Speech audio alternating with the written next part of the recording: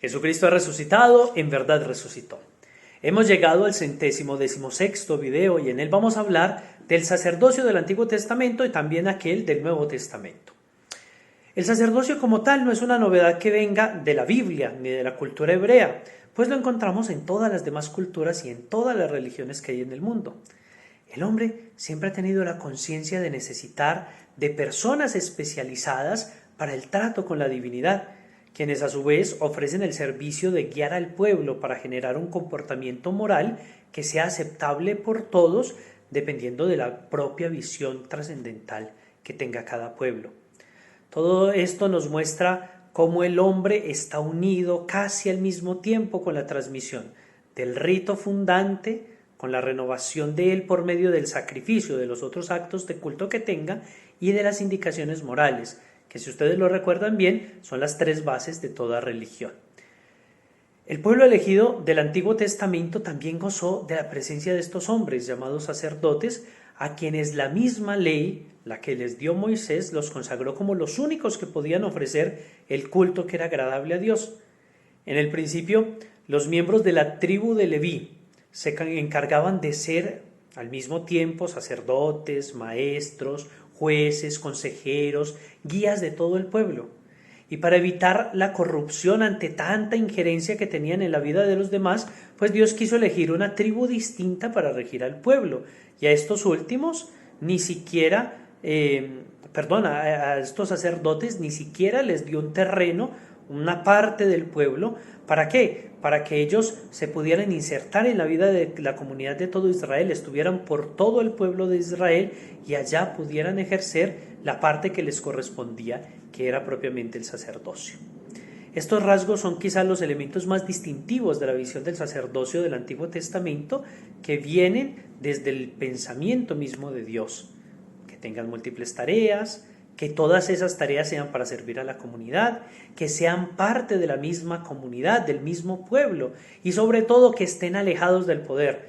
¿Para qué? Para que no sigan los intereses del mundo, sino que se centren en la voluntad de Dios, que deben llevar a servir a sus hermanos.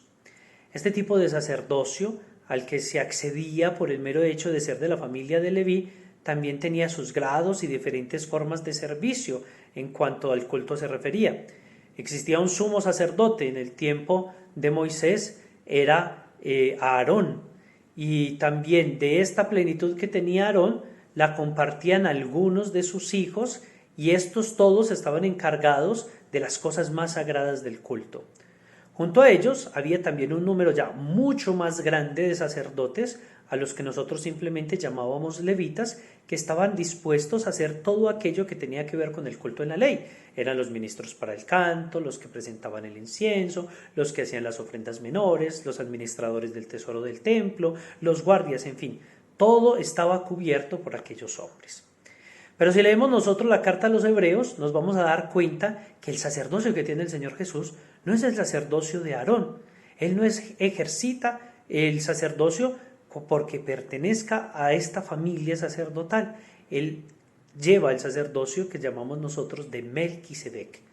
Este personaje misterioso aparece en el libro del Génesis y se presenta a sí mismo como sacerdote del Dios Altísimo ante la consagración sacerdotal, antes de que haya pasado la consagración sacerdotal de la tribu de Leví.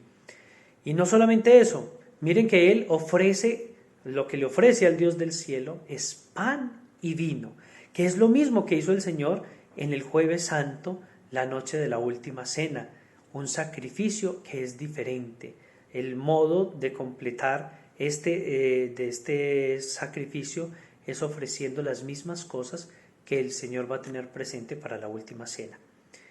Si a esto le sumamos lo que encontramos en el Salmo 104, donde proféticamente se habla de Cristo, que es el engendrado antes de todos los tiempos y que es constituido sacerdote eterno según el rito de Melquisedec, el panorama sobre el sacerdocio se va centrando en el mismo punto.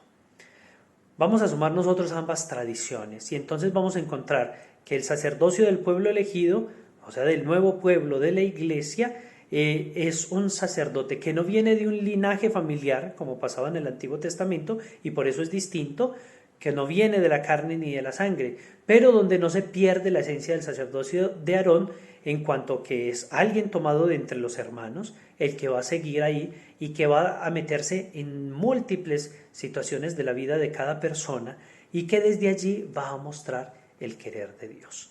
En el Antiguo y en el Nuevo Testamento entonces encontramos que el sacerdocio ya está perfilado según la mente divina. Nos vemos en el próximo video. Dios me los bendiga.